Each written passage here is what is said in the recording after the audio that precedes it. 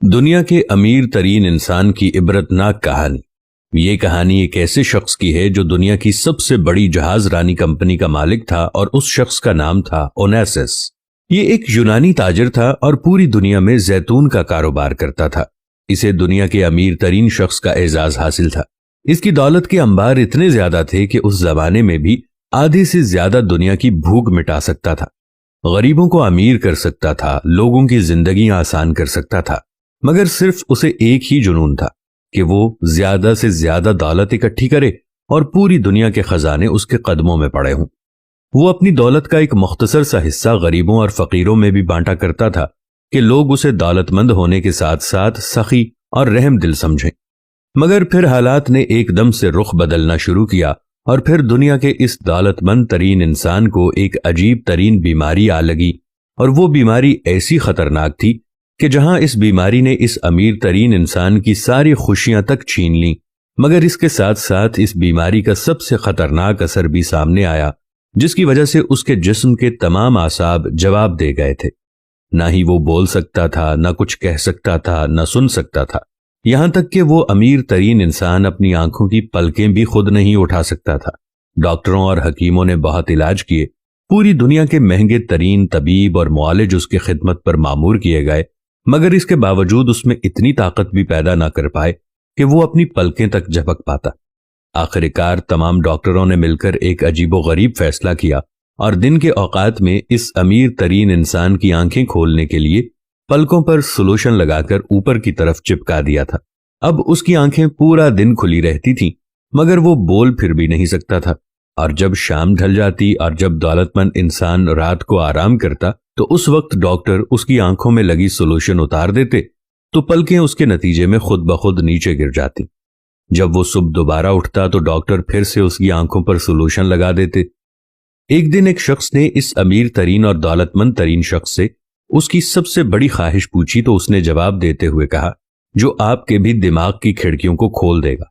उसने जवाब दिया कि मेरी सबसे बड़ी ख्वाहिश यह है कि मुझे इतनी ताकत मिल जाए कि मैं सिर्फ एक बार अपनी पलकें खुद उठा सकूं।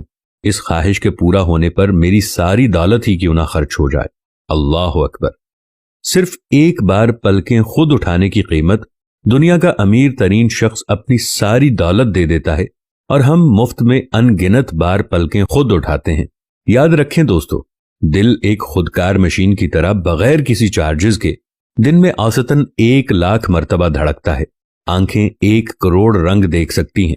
जबान, कान, नाक, होंठ, दांत, हाथ, पांव, जिगर, मैदा, दिमाग, फेफड़े, पूरे जिस्म के आज़ा ऑटोमेटिक काम करते हैं। ऐसे करीम रब की हर नेमत का शुक्र अदा करना चाहिए और उसको राजी करने की पूरी कोशिश करनी चाहिए। अल्लाह हम सब का हामी और नासिर हो, आमीन। आज इंसान अपने एक एक उज़्व को देखे तो आंखों की पलकों को वो खुद उठा नहीं सकता, तो पूरी जिंदगी वो बेबसी की जिंदगी गुजारेगा। अगर वो खुद सांस नहीं ले सकता तो एक लम्हे से पहले वो मर जाएगा।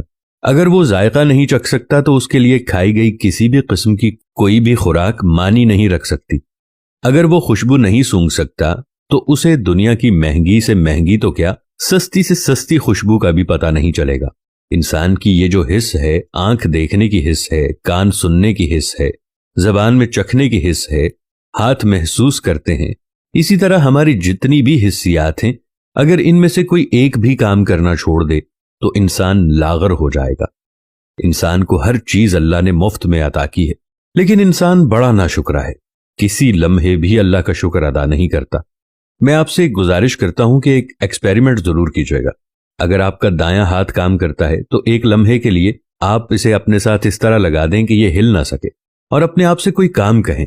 यकीन मानिए आपकी जिंदगी में कोई मजा बाकी नहीं रहेगा।